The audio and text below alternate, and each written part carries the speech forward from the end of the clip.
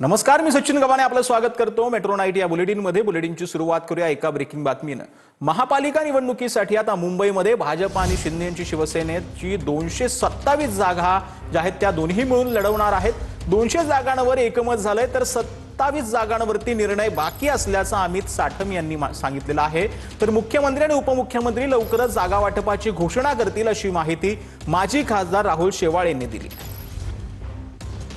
227 जागा या आमच्या ठरलेल्या आहेत। महायुती 227 जागांवरती लढणार आहे। त्यामध्ये 200 जागांवरती आमचं साधारणतः एकमत हे ऑलरेडी झालेलं आहे।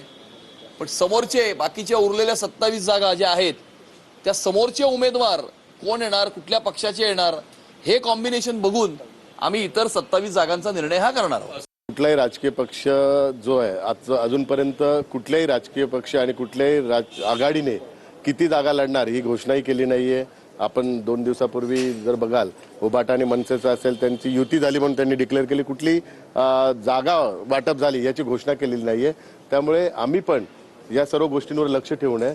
त्यामुळे सगळ्यांनी जागा ज्यावेळी घोषित होईल त्याही आमच्या पण त्यावेळी जागा घोषित होईल। त्यामुळे अगोदरच आपला आकडा सांगू नये हे एक राजकीय गणित आहे।